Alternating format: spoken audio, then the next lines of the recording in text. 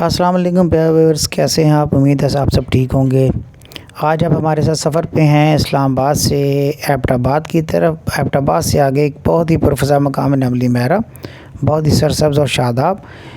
اس سفر کی پوری ویڈیو بھی موجود ہے ہمارے ہی چینل پر، اگر آپ دیکھنا چاہیں تو اس کا آئی بٹن اوپر موجود ہوگا، کلک کر آپ اسے بھی دیکھ سکتے ہیں۔ جس دن ہم سفر پر جا رہے تھے اس دن خوب بارش تھی، سفر اور لینڈ سلائیڈنگ تھوڑا سا سفر دشوار تو بنایا، لیکن اس سفر کے باوجود سفر کرنے میں مزہ بہت آیا۔ بہت ٹھنڈک، اسلام آباد جس وقت انتہائی گرم تھا، یہ علاقے انتہائی سرد تھے اور سفر کرنے کا بہت مزہ آیا۔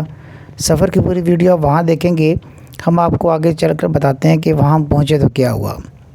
جی وہاں پہنچ چکے ہیں اور وہاں پر ہمارے جو میزبان تھے، انتہائی شفیق میزبان، جنہوں نے ہمیں وہاں پر محبت سے بلایا تھا، ہماری چائے اور بسکٹ سے تواضع کی۔ وہاں پہنچنا انتہائی دشوار گزار تھا۔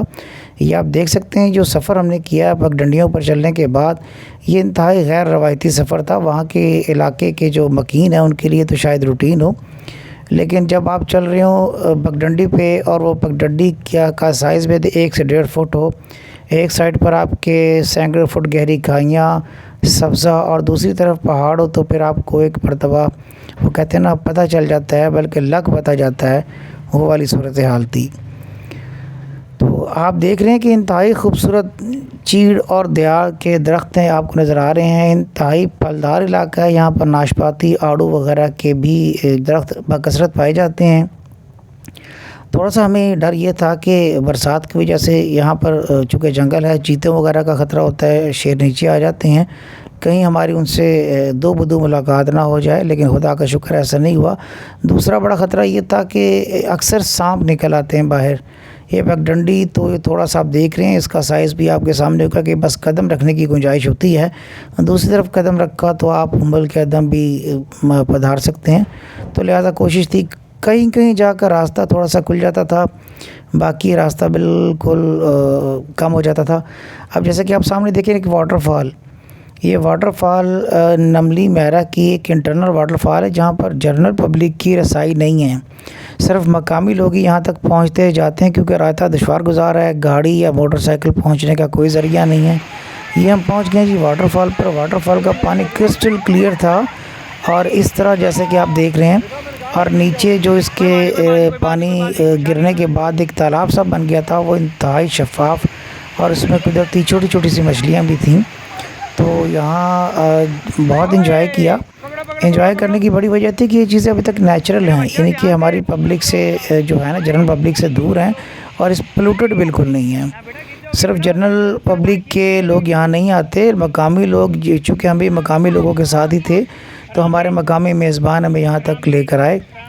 انتہائی خوبصورت منظر تھا۔ آپ دیکھ سکتے ہیں کہ پانی کی جو شفافیت ہے وہ اپنی مثال آپ تھی۔ یہاں شہروں میں، بڑے شہروں میں تو ہم اس کا تصور بھی شاید نہیں کر سکتے۔ ایک خوبصورت سا جھرنا بہہ رہا ہو اور سبزہ آپ کے ارد گرد بکھرا ہو، خوبصورت سا موسم ہو، تو سوچئے کہ کتنا انجوائے کرتا ہے بندہ اس کو۔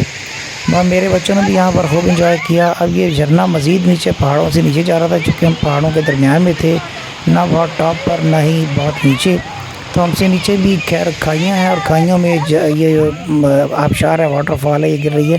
میں نے کوشش کی کیپچر کرنے کی مچھلیوں کو، لیکن روشنی کے ریفلیکشن کی وجہ سے بہت زیادہ میں دکھا نہیں سکا، کیونکہ میں نے بہت کوشش کی، لیکن مچھلیاں جو تھیں بالکل پتھروں کے ساتھ تھیں۔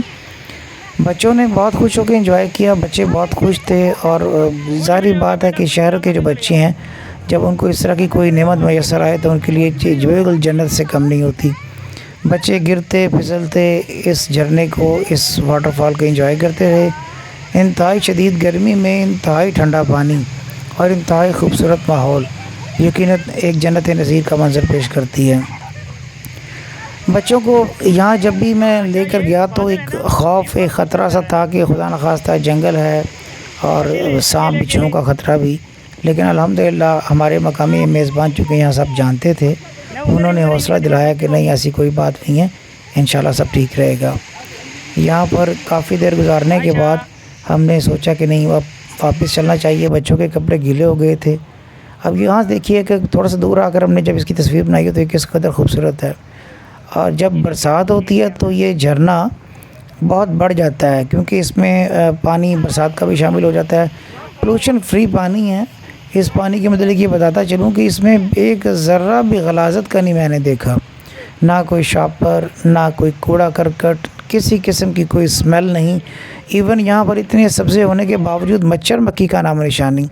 لیجیے ہم واپس گھر پہنچ چکے ہیں اور ہماری خوش قسمتی کہ بادل تقریباً نیچے آ گئے ہیں۔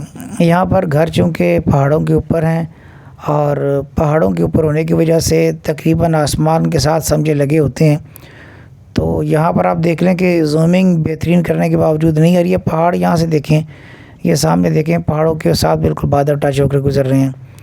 یہ اب کہتے ہیں نا کہ آپ کہہ لیں کہ کلاؤڈز کسنگ یہ ماؤنٹینز ہیں، بالکل ایسا ہی ہوگا۔ نیچے بھی آپ دیکھ رہے ہیں آبادی، گھر، اور یہ سبزہ آپ کے سامنے ہے۔ اور یہ یہاں کی جو سب سے اونچی چوٹی ہے اس کو کہتے ہیں میرا جانی۔ اب یہاں آج جو تھی لوڈ شیڈنگ تھی گاؤں میں، چونکہ یو پی ایس کا بہت رواج نہیں ہے، کچھ لوگوں نے لگا بھی رکھی ہیں، تو یہ روایتی لالٹین بڑی فیسینیٹنگ تھی، بہت متاثر کر رہی تھی دیکھنے سے۔ ہم نے کہا اس کی بھی ویڈیو بنا لی جائے۔ لیے چلتے ہیں آپ کو ایک مسافر جنگل میں، ایک بہت ہی خوبصورت سا پرندہ ہے۔ ایسے پرندے شہروں میں تقریباً ناپید ہیں، یا کہہ لیجیے کہ ہماری پولوشن سے بہت دور ہیں، اور یہ دیکھیں یہاں پر نظر نہیں آتے طرح طرح کے نت نئے خوبصورت اللہ تعالیٰ کی بنائی ہوئی مخلوق۔ ہمارے میزبانوں نے یہاں پر پکوڑے بنائے، چونکہ موسم بہت ٹھنڈا ہو گیا تھا، چائے کے ساتھ سرد موسم میں پکوڑے ہوں تو مزہ دوبالا ہو جاتا ہے۔ یہ دیکھیے جی پکوڑے بننے کا منظر، پکوڑے اور لکڑیوں پر بنائے جا رہے ہیں۔ سب سے بڑی بات یہ ہے کہ ہر چیز یہاں پر نیچرل ہے۔ لیجیے جی ہم نے سوچا یہ آپ سے شیئر کیا جائے، امید ہے آپ کو اچھا لگے گا۔